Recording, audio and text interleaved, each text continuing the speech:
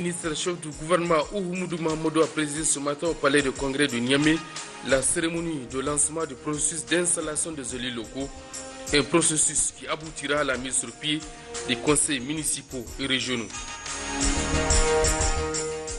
Célébration à Niamey de la journée mondiale de la santé 2021 sous la présidence du ministre de la Santé, Dr Ildi Ilyas Menassara.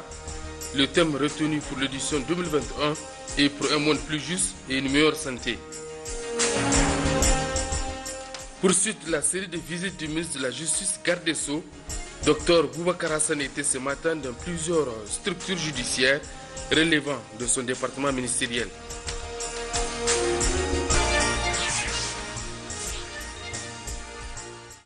Mesdames et Messieurs, bonsoir. À l'agenda officiel retenu que le chef de l'État, Mohamed Bazoum, a successivement reçu en audience l'ambassadeur de Turquie au Niger, le président de la commission de l'UMOA et l'ambassadeur de la République islamique de Mauritanie au Niger. Des sujets d'intérêt commun étaient au centre de l'entretien, résumé avec Imenil Kassam Mamadou et Laoli Yahya. La première audience, le président de la République l'a accordée à l'ambassadeur de Turquie au Niger. Mustafa Ali Turker est venu féliciter le président Mohamed Bazoum pour son élection à la magistrature suprême. Il a aussi profité de l'occasion pour faire un zoom sur la coopération fructueuse et exemplaire qui existe entre les deux pays. C'est le bon moment de réfléchir sur le futur des relations entre la Turquie et le Niger pour une relation plus avancée que l'avant. Dans ce contexte, j'ai présenté les perspectives de la Turquie à son Excellence Monsieur le Président de la République, Monsieur Bazoum, et aussi recueillir sa vision sur ces relations. C'était un échange très fructueux, comme toujours. On va continuer à travailler afin d'aller plus loin dans notre relation. L'instant d'après, le chef de l'État, Mohamed Bazoum, a reçu le président de la commission de l'UMOA. Abdallah Bourema a aussi transmis ses vives félicitations à Mohamed Bazoum. Il a par la suite exprimé sa gratitude à l'endroit de l'État nigérien qui a soutenu sa candidature depuis 2017 en lui permettant de diriger le collège de l'UMOA dont le mandat prend fin le 10 mai 2021. Nous avons exécuté ce mandat dans le cadre d'une feuille de route de la conférence des chefs d'État de l'Union et ce fut un grand plaisir pour moi de remettre ce bilan-là au président Bazoum. Enfin, le dernier point que j'ai évoqué avec lui, c'est surtout l'avenir de nos institutions. Vous savez que notre espace communautaire a été confronté à un triple défi au cours de la période de notre mandat, un défi sécuritaire, un défi sanitaire, et ces deux défis ont généré une crise socio-économique que nous vivons actuellement. Mais tous ces défis sont pris en charge au niveau national par les États et au niveau communautaire également par les institutions que sont la commission de l'UMOA, la Banque centrale et la BOAD. Puis l'ambassadeur de la République islamique de Mauritanie s'est entretenu avec le chef de l'État à qui il a souhaité ses meilleurs vœux. Mohamed Yahya Tess est au terme de sa mission diplomatique au Niger. J'ai eu le privilège et l'honneur d'avoir été reçu par le président de la République, son Excellence Mohamed Bazoum, pour lui présenter mes vœux et mes hommages pour tout ce qui est arrivé de bien et de positif au Niger. Au terme de ma mission, j'étais venu lui dire au revoir et en même temps lui faire part de la volonté du gouvernement mauritanien de continuer de travailler en bonne coopération et en toute fraternité avec le Niger. Et je lui ai souhaité une bonne chance pour cette gouvernance qui commence sous de très bons auspices. Le diplomate mauritanien quitte le Niger avec le sentiment d'avoir contribué à raffermir les liens de coopération entre les deux pays et les deux peuples. Audience également à l'Assemblée nationale. Le président de cette institution a en effet reçu ce matin en audience l'ambassadeur de la République fédérale d'Allemagne auprès de notre pays. La coopération entre les deux pays est au centre de leur entretien. Précision avec Akote Waglas et Ramat Salou. La visite de l'ambassadeur de l'Allemagne au Niger au cabinet du président de l'Assemblée nationale a pour objectif de féliciter le président Seyni Oumarou pour sa brillante élection au poste de président de l'Assemblée nationale. Une transition démocratique d'une assemblée à une autre, d'un gouvernement à un autre, qui a été observée par le monde entier avec une grande satisfaction, a dit Herman Nicolaï. Une transition démocratique qui donne un poids particulièrement fort à la voix du Niger dans toute la région africaine, surtout le continent africain. Avec l'exemple que le Niger a donné, avec cette transition, ça lui donne une légitimité qui est extraordinaire, dont peuvent profiter beaucoup d'autres pays de la région. On a parlé aussi des secteurs prioritaires, et un secteur qui devient de plus en plus important, c'est la décentralisation au Niger. La décentralisation qui permet aussi à l'État de devenir plus fort dans les régions où l'État n'était pas encore très fort. Ce qui est important pour faire face à la menace terroriste, à la menace de ceux qui veulent persuader les jeunes gens de les joindre pour combattre l'État. Il n'y a rien de mieux qu'un État qui est fort, qui sait rendre les services à la population, que la population attend de l'État. Et dans ce contexte-là, la décentralisation, qui est un des deux secteurs prioritaires pour l'Allemagne, pour la coopération de l'Allemagne au Niger, a une importance particulière. Cette visite rentre aussi dans le cadre du renforcement de la coopération existante entre les deux pays. Une coopération qui concerne plusieurs domaines visant à améliorer la vie des populations. Le Premier ministre chef du gouvernement Oumoudou Mahamadou a pour sa part présidé ce matin au palais de congrès du Niamey la cérémonie de lancement du processus d'installation des élus locaux. Cette cérémonie a vu la participation des membres du gouvernement, des chefs traditionnels, des gouverneurs des régions et des partenaires techniques et financiers. Précision avec Abdelaziz Issaka et Issaka Issa. Cette cérémonie consacre le lancement officiel du processus d'installation des élus locaux issus des élections de décembre 2020. Elle renvoie à l'installation pour servir leur pays et leur peuple, les hommes et les femmes élus par leur communauté pour la gestion des entités locales qui sont les villes et les communes. De l'évaluation de ce processus au bout de 15 années de mise en œuvre, il se dégage notamment le constat d'une faiblesse des capacités administratives et techniques de nos régions, villes et communes, incompatible avec la volonté manifeste du gouvernement de transférer à ces entités des ressources et des compétences de plus en plus étendues. C'est pour cela que le programme de Renaissance 3 du président de la République, son Excellence Mohamed Bazoum, intitulé « Consolider et avancer », qui sert de boussole à l'action gouvernementale, a mis en exergue la nécessité de renforcer la gouvernance des entités décentralisées. Le gouvernement entend faire de nos régions, villes et communes des pôles de développement économique et social en mesure de concevoir et d'exécuter des projets de développement pour le bien-être des administrés ainsi que de générer les ressources nécessaires à leur bon fonctionnement. Les entités décentralisées ont connu ces dernières décennies des investissements qui en font un terreau favorable à l'atteinte des objectifs fixés par les nouvelles autorités du Niger. On n'a pas tardé de relever surtout les aspects économiques qui ont des impacts économiques pour notre pays, à savoir vraiment la construction des grands équipements économiques que vous avez vus se réaliser dans notre pays, et à savoir les 4 grands marchés qui ont été réalisés dans les 4 grandes villes. Vraiment, on ne fait que se féliciter et les remercier. Vous avez vu des hôtels vraiment flambants, qui ont vraiment décoré toute la ville de Niamey. C'est aussi des aspects économiques qui sont venus augmenter la plus-value des collectivités territoriales. L'on note également l'engagement réaffirmé des partenaires techniques et financiers à accompagner le Niger tout au long de ce processus qui se veut dynamique et en constante évolution. Les partenaires techniques et financiers sont pleinement engagés pour accompagner et soutenir le gouvernement du Niger dans sa politique de déconcentration et de décentralisation et également à soutenir les collectivités territoriales nigériennes dans le bon accomplissement de leurs délicates missions, en particulier à travers la formation des nouveaux élus. Si certains défis majeurs restent à relever, comme le transfert efficace des compétences et des ressources de l'État aux communes et la mise en œuvre effective de la fonction publique territoriale, des avancées se font jour au Niger et ont été soulignées.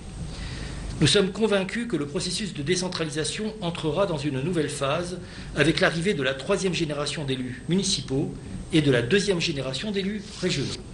La cérémonie s'est achevée avec la présentation de la procédure d'installation des élus locaux par le secrétaire général du ministère de l'Intérieur.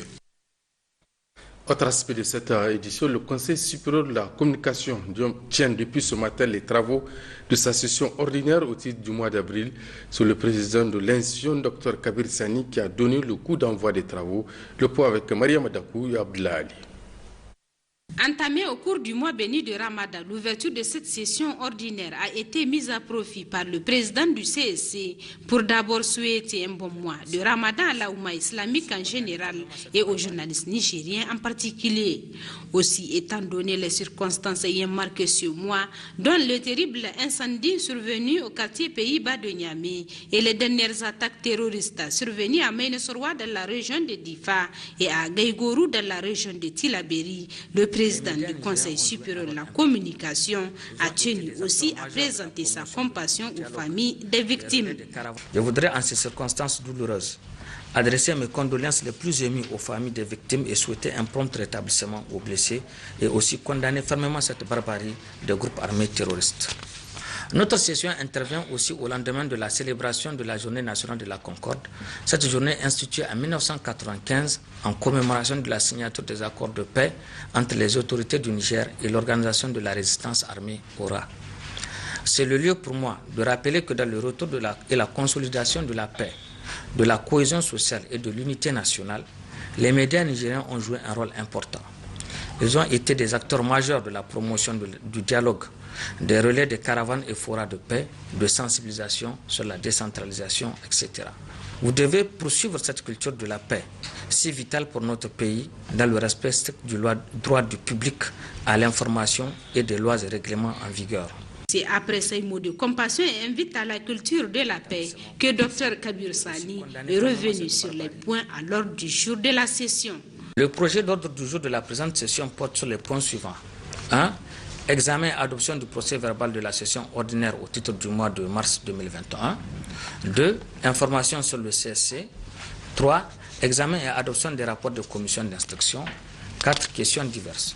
Nous allons examiner et adopter au cours de la présente session le rapport des travaux de la commission éthique, déontologie et carte de presse et celui de la commission suivi de cahier des charges, accès équitable et publicité. Ainsi, conformément aux dispositions de la loi et du règlement intérieur du CSC, Dr Kabir Sani a tenu à exhorter les conseillers à examiner avec toute l'attention requise les documents soumis à leur appréciation. Nous l'annoncions en titre, célébration ce jour à Niamey de la Journée mondiale de la santé, édition 2021, sous la présence du ministre de la Santé publique, Dr Idi Ilyas Menassara. La journée a pour objectif de promouvoir la santé de par le monde. À l'occasion, un panel a été organisé sur le progrès de la couverture sanitaire universelle. D'être avec Ouma Jemila Modenchourou et Hamidou Abdoulaye. Pour un monde plus juste et en meilleure santé, c'est le thème retenu cette année pour la célébration de la Journée mondiale de la santé. Une journée consacrée à la promotion de la santé dans le monde et qui marque également l'anniversaire de la création de l'Organisation mondiale de la santé, OMS. Elle offre ainsi l'occasion aux acteurs du domaine de mobiliser l'action autour du thème choisi. Nous vivons dans un monde très inégalitaire. Et ces inégalités existent au sein même des pays. Ces discriminations sont fondées sur le sexe, le lieu de résidence, le niveau de revenus, le niveau d'instruction, l'âge, l'appartenance ethnique, le handicap et bien d'autres. Ces facteurs sont isolés ou combinés au détriment des populations vulnérables. Il en résulte donc des souffrances et des maladies évitables et des décès pour lesquels nos sociétés et nos enfants souffrent énormément. Le thème choisi cette année, selon la représentante de la Première Dame, attire l'attention de tous sur les inégalités en matière de santé, à l'exemple de la pandémie de la COVID-19. En effet, cette pandémie de la maladie à coronavirus 2019 a mis en évidence les inégalités qui existent entre les pays, particulièrement ceux de l'Afrique qui sont confrontés à des pénuries diverses de fournitures essentielles, de kits de dépistage, d'équipements de protection individuelle et aujourd'hui en matière d'accès aux vaccins et surtout des ressources humaines en santé qui constituent l'une des priorités sanitaires dans la plupart de nos États. Eu égard à leur importance dans l'accès aux services et la couverture sanitaire universelle. À l'occasion de cette journée, un panel a été animé sur le progrès vers la couverture sanitaire universelle, impact de la problématique des ressources humaines en santé dans le contexte de la COVID-19 au Niger, défis et perspectives. Et je voudrais quand même rappeler les réalisations qui ont été faites au Niger pour accélérer le progrès vers la couverture sanitaire universelle. D'abord, nous avons mis en place des cadres institutionnels, juridiques, réglementaires, etc. Il y a eu l'adoption de la politique nationale de la protection sociale et en 2011, et avec ces 3 axes, il y a eu l'adoption de la loi 2018-22 qui détermine les principes fondamentaux de la protection sociale. Il y a eu l'adoption de la loi 2019 du 10 décembre 2019 qui détermine les principes fondamentaux de l'insertion sociale des personnes handicapées. La création de l'Agence nationale de la mutualité sociale. Il y a eu l'élaboration de plusieurs stratégies qui rentrent dans le cadre du financement de la couverture sanitaire universelle. Il y a eu la réalisation des études, les études d'abord sur la gratuité des soins, sur les financements innovants, taxes sur les paquets par exemple de cigarettes, sur l'alcool, la téléphonie cellulaire, les billets d'avion, etc. Il y a eu l'étude de la définition des coûts de production de soins au niveau périphérique. Il y a eu la redéfinition du contenu et de l'estimation du coût de panier de la gratuité de soins au profit des femmes et des enfants. Les panélistes ont évoqué au cours de leurs interventions, entre autres, les progrès de la couverture sanitaire universelle au niveau mondial et en Afrique, les défis, les perspectives et les problématiques des ressources humaines en santé au Niger. Précisons que les structures qui ont joué un rôle dans la lutte contre la COVID-19 ont reçu des trophées à l'occasion de cette journée.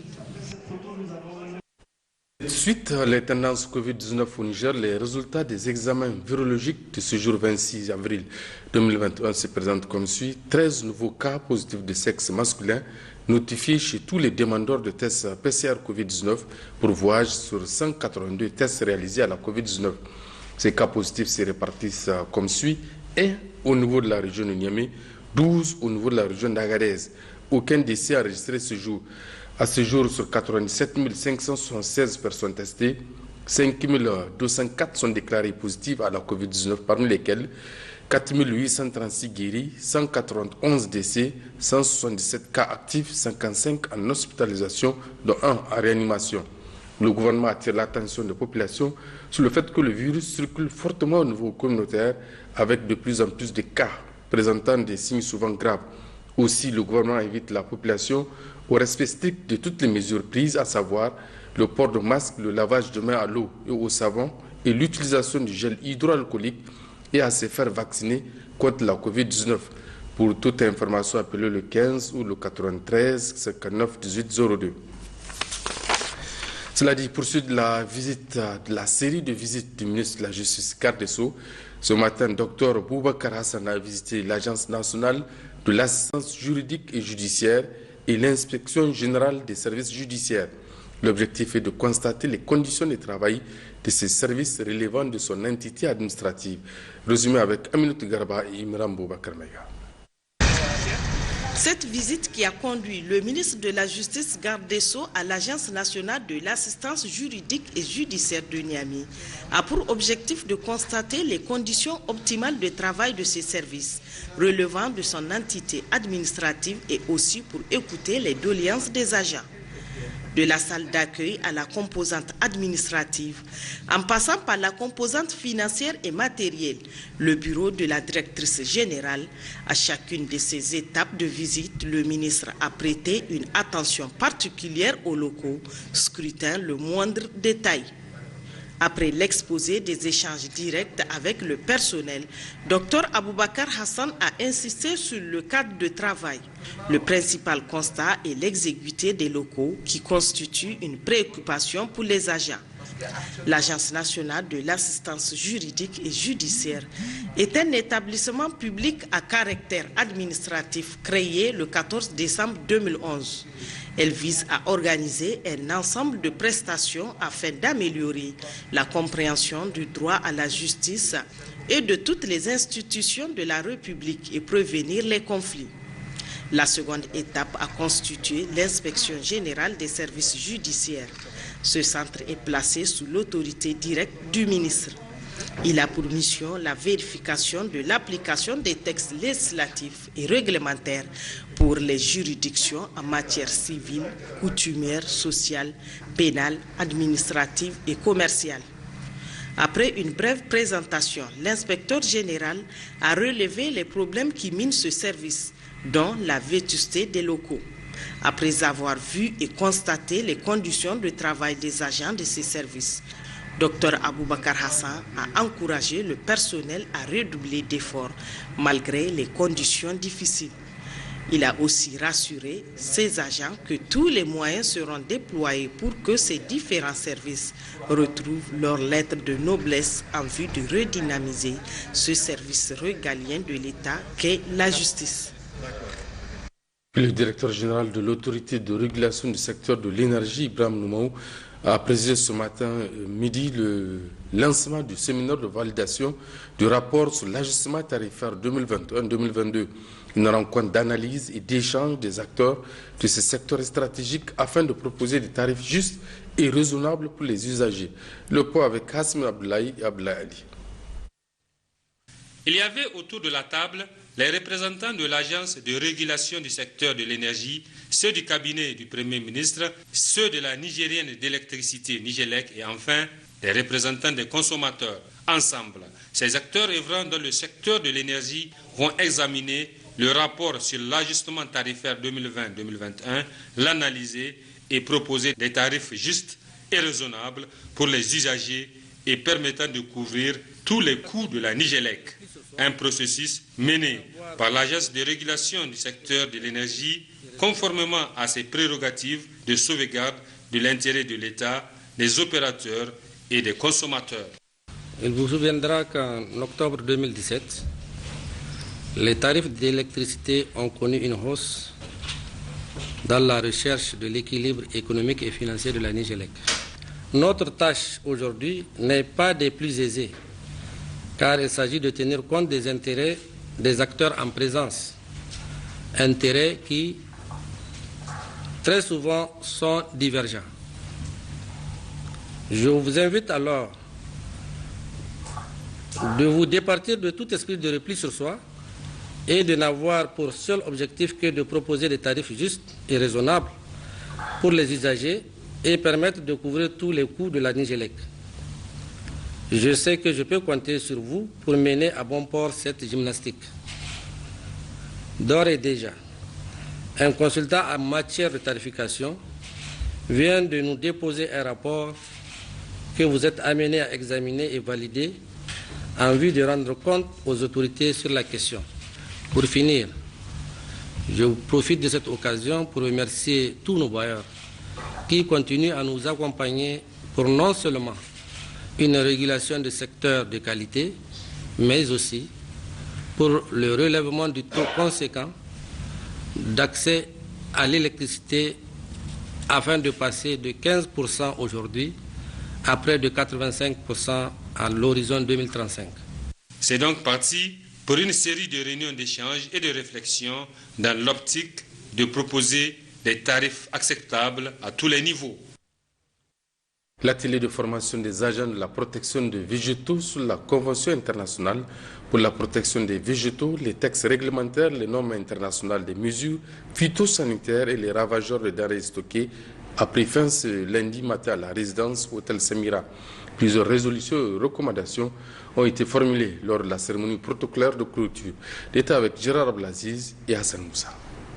Après 8 jours d'intenses travaux, l'atelier de renforcement des capacités des cadres de la Direction générale de la protection des végétaux sur, entre autres, les normes internationales des mesures phytosanitaires et les ravageurs des denrées stockées s'est achevé ce lundi matin à l'hôtel Samira. À cette occasion, une résolution et plusieurs recommandations ont été formulées par les participants. Résolution à l'endroit de la DGPB. Considérant l'absence de certificat d'origine, pièce conditionnelle l'entrée dans le territoire national des végétaux et produits végétaux par certains pays, l'atelier invite la DGPB à envisager une dérogation écrite pour certains produits. Recommandations à l'endroit de la DGPB.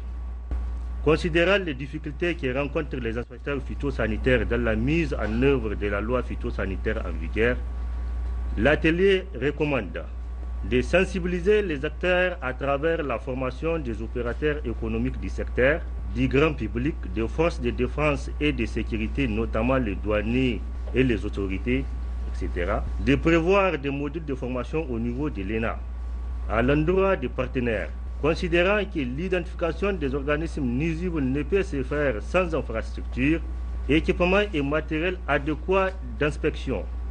L'atelier recommande de doter tous les postes de contrôle phytosanitaire en infrastructure, équipements et matériel nécessaires pour le déroulement des tâches qui leur incombent, à l'endroit du ministère de l'Agriculture.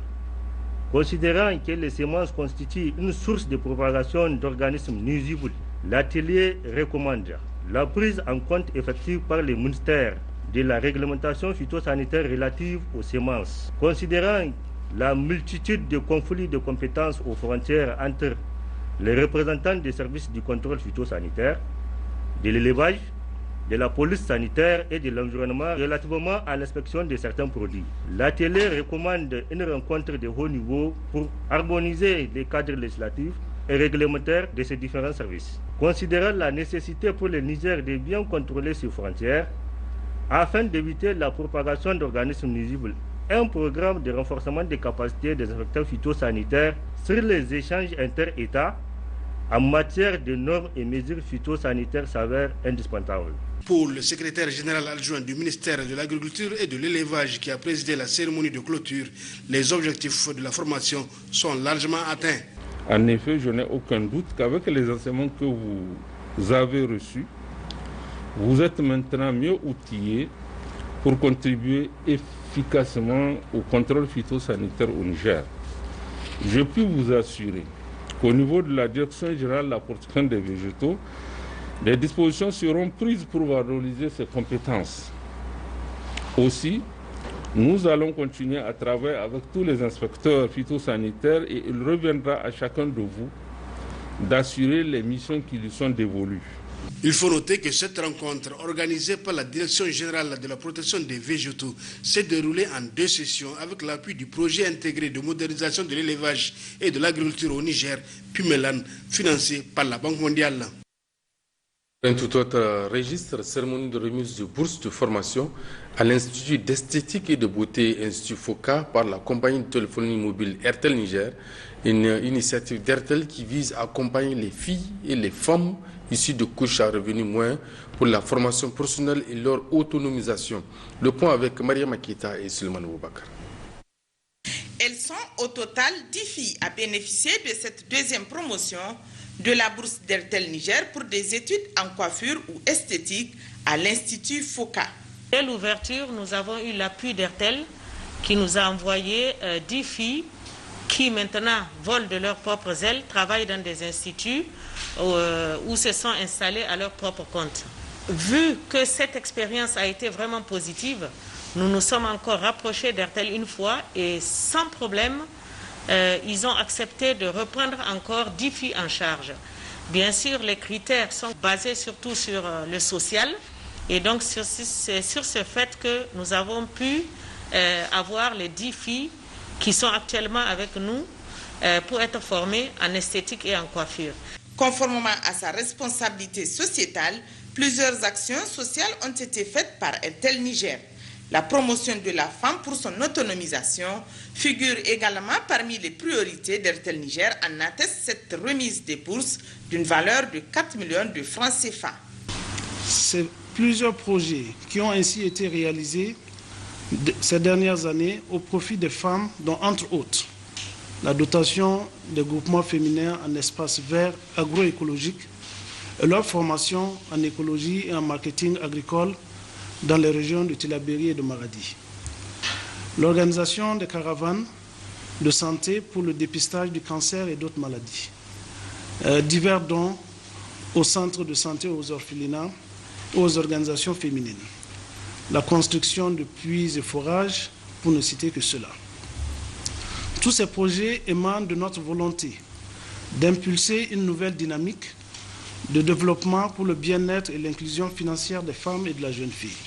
Ces bourses que nous offrons aujourd'hui à ces 10 lauréates seront, j'en suis convaincu, un tremplin pour ces dernières pour gagner leur autonomie financière, pour qu'à leur tour, elles puissent servir de modèle et de repère à d'autres jeunes filles. Très satisfaites, ces récipiendaires ont magnifié toute leur reconnaissance à RTL Niger et son partenaire, l'Institut Foucault, pour ces bourses. Bon à savoir, cette formation de 2 ans est sanctionnée par un certificat d'aptitude professionnelle. Et puis les ressortissants de Zender vivant à Dakar ont exprimé hier leur solidarité aux détenus de la maison d'arrêt et aux femmes souffrantes. À cet effet, ils ont manifesté ce soutien à travers des dons à l'occasion du mois béni de Ramadan. D'autres précisions avec Matou Toraki et Laolosé. Ce don est composé de 12 sacs de riz de 25 kg, 2 sacs de sucre de 50 kg, 5 bidons d'huile de 5 litres et 8 cartons de savon La Vie Belle pour la maison d'arrêt de Zender. La cérémonie de remise de cette donation a enregistré la présence du responsable du lieu. Après avoir remarqué l'élan de solidarité à l'occasion de ce mois béni, le régisseur de la maison d'arrêt de Zender, le lieutenant Idi Adamou, a appelé à l'entraide parce que, dit-il, les besoins sont nombreux, avant d'insister que ce don ira effectivement aux bénéficiaires. Au centre Mères et Enfants, les membres de l'association Dakar Zender ont remis au surveillant militaire Issoufou Abdou 5 sacs de riz de 25 kg, 4 bidons d'huile de 5 litres, 1 sac de sucre de 25 kg, 10 cartons de savon La Vie Belle, 20 pièces d'Atanfa, des kits d'hygiène et produits pharmaceutiques. Ce dernier a vivement remercié l'association pour son élan de solidarité. Il a salué sa capacité à éprouver de l'empathie pour ces femmes souffrant de cette maladie handicapante. Le mérite et la récompense de l'aumône augmentent si elle est faite pendant une saison noble qui se distingue des autres moments par ses vertus. Or, le mois de Ramadan est précisément l'une de ces illustres saisons, selon Oustaz Mohamed Sani, membre de l'association. C'est un geste qu'ils ont l'habitude de faire depuis 3 ans, mais il ne sera jamais de trop de le rappeler. C'est pour que ça fasse une tache d'huile pour les autres ressortissants ou pour les autres Nigériens, les autres citoyens qui ont su réussir et qui ont une marge, un surplus de penser aux autres, de penser à ceux qui sont démunis, de penser à ceux qui sont dans le besoin, en implorant le tout miséricordieux qu'il agrée cette modeste contribution. Étant donné que les bienfaits de la charité sont immenses, le prophète Mohammed, paix et salut sur lui, a dans de nombreux passages de sa sunna incité à la pratiquer et a mentionné que la charité ne diminue jamais le patrimoine de quelqu'un, mais qu'au contraire, elle l'augmente en vertu du hadith. Oui, le reportage de cette édition, il porte sur les vertus et la valeur nutritive de la bouillie, particulièrement pendant ce mois de Ramadan. La bouillie qu'on retrouve presque dans tous les ménages au moment de la rupture du jeûne. Une de nos équipes a rencontré un nutritionniste à ce sujet. La bouillie, c'est un reportage signé Mahmoud Idriss Maïga et Suleiman Wali. Parmi les habitudes alimentaires régulières pendant ce mois de Ramadan, l'on y trouve presque dans tous les ménages la bouillie. Coco en zarma ou encore kounou en hausa, la bouillie est faite à base de céréales, très souvent de mil, de maïs ou de sorgho. Cette bouillie a-t-elle des vertus ou une valeur nutritive particulière, ou simplement c'est une tradition pour les ménages nigériens? C'est une pratique ancienne qui trouve également son fondement sur le plan de la nutrition. Son fondement sur le plan de la nutrition parce que la bouillie contient des éléments nutritifs. Et parmi les éléments nutritifs qu'on a dans la bouillie, vous avez de l'amidon. Et ça, c'est important particulièrement pour le jeûneur parce que aujourd'hui, le jeûneur qui a passé 10 à 12 heures sans avoir mangé, il est important d'avoir des sources d'énergie. Et en ce moment-là, la consommation de la bouillie va lui apporter de l'énergie. Et l'avantage de ce type d'énergie, c'est que c'est de l'énergie qui va être libérée très lentement. Donc, c'est vraiment un avantage. Et que ce soit au mois de la rupture et au moment du suhour, ce sont des aliments qui sont recommandés.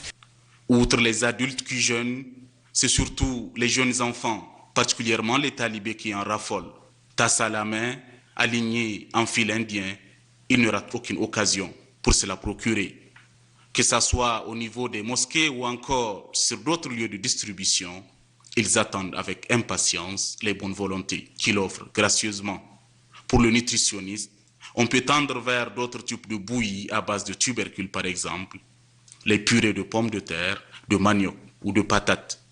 Mais l'essentiel, c'est d'enrichir la bouillie avec d'autres aliments vitaminés. Que ce soit les céréales, que ce soit les tubercules. Donc en fait, on n'a que l'énergie, que les glucides. Donc si on doit faire un enrichissement, il faut plutôt songer à ajouter d'autres sources de vitamines.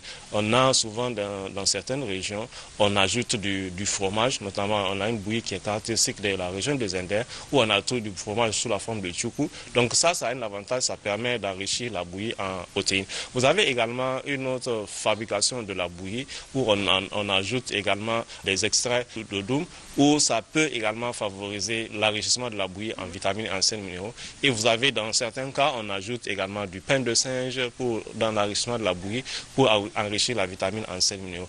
Que ce soit en période de Ramadan ou non, la bouillie est un aliment qu'il faut consommer de temps à autre à cause de son aspect semi-liquide, car elle facilite la digestion et régularise le métabolisme. En dehors de la bouillie, un autre produit est très prisé pendant ce mois béni de Ramadan. Un Ramadan qui intervient cette année dans ce mois caniculaire d'avril, d'où la demande très élevée en glace. Ce produit fait du bien pendant la rupture du jeûne, même s'il est à consommer avec modération.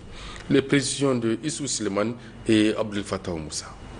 Le programme de la Renaissance Acte 1 et 2 a à son actif plusieurs réalisations dans tous les domaines de la vie socio-économique et culturelle du Niger. Réalisations grâce auxquelles certains milieux ruraux n'ont rien à envier au centre urbain.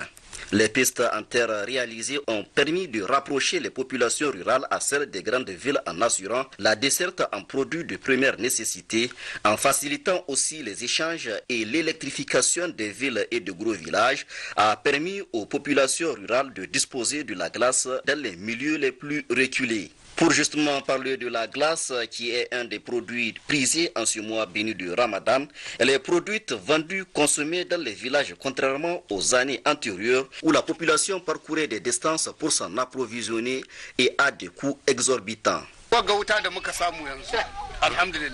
Nous remercions Dieu puisque grâce à l'électrification de notre village, nous avons de la glace en abondance.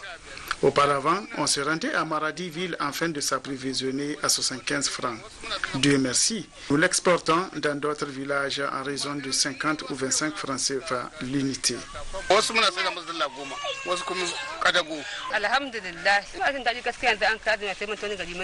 Dieu merci. Nous n'effectuons plus le déplacement dans notre village pour acheter de la glace, car nous avons dans notre village. Ainsi, la consommation de la glace en cette période de haute chaleur couplée au jeûne du mois béni du Ramadan s'avère bénéfique pour la santé, bien que l'excès de tout est nuisible. De façon tacite, une consommation de la glace de façon modérée n'a pas de problème, sauf si la personne a déjà un terrain atopique qui, quand il prend des choses fraîches, ça peut lui donner une allergie, un trouble digestif. Mais en soi, la consommation de la glace n'est pas un problème. Tout ce qui est excessif, on dit nuit à la santé. Maintenant, surtout durant cette période de chaleur, avec le jeûne, surtout les personnes âgées, on veut qu'ils prennent suffisamment de liquide, qu'ils s'hydratent. Ce n'est pas trop recommandé juste au moment de la rupture de prendre des choses fraîches et abondantes. Si c'est possible, on commence par un liquide tiède. Après, vous pouvez prendre ce qui est frais pour pouvoir bien vous hydrater. Pour ainsi dire que l'électrification des gros villages, les pistes rurales ont permis dans la région du Maradi la création des activités génératrices de revenus en relevant significativement les nouveaux défis des populations rurales. Un peu de sport dans cette édition. Dans le cadre de la fête de la Concorde nationale, la Fédération nigérienne des sports équestres organise à Tawa du 24 avril au 1er mai 2021 le Grand Prix du Premier ministre Oumoudou Mahamadou. 4 courses ont marqué la journée du 25 avril, résumé avec Taïro Hassan Abdelkader et Mahmoud Agoumo. Organisé du 24 avril au 1er mai 2021 à Tawa par la Fédération nigérienne des sports équestres, le Grand Prix du Premier ministre, son Excellence Oumoudou Mahamadou, s'inscrit dans le cadre de la commémoration de la fête de la Concorde célébrée chaque 24 avril. C'est une rencontre qui se fait pendant 2 semaines. Les chevaux vont se rivaliser et maintenant, à partir du 1er mai, il y aura la finale. Donc vraiment c'est une très grande finale dont on n'a jamais fait cette finale dans l'histoire de la course de la Concorde. Et c'est le lieu de saluer et de féliciter le Premier ministre, à l'occurrence M. Oumoudou, et le ministre de la Jeunesse et des Sports, certaines bonnes volontés de la région de Tawa, vraiment qui nous ont beaucoup aidés. Et grâce à eux, on est en train de faire un événement qui sera marqué à lettres d'or. Au programme de cette journée du 25 avril 2021, 4 courses ont eu lieu autour de la même distance de 1400 mètres dans 4 catégories différentes.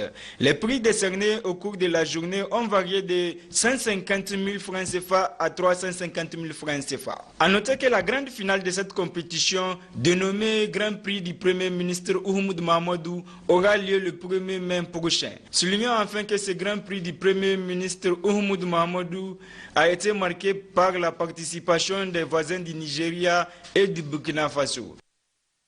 Autre diversement, la Loterie nationale du Niger, la Lunani, a procédé cet après-midi au tirage loto Balsa 590 de Nomi Mamaki. Le tirage s'est déroulé sous la supervision d'un huissier de justice.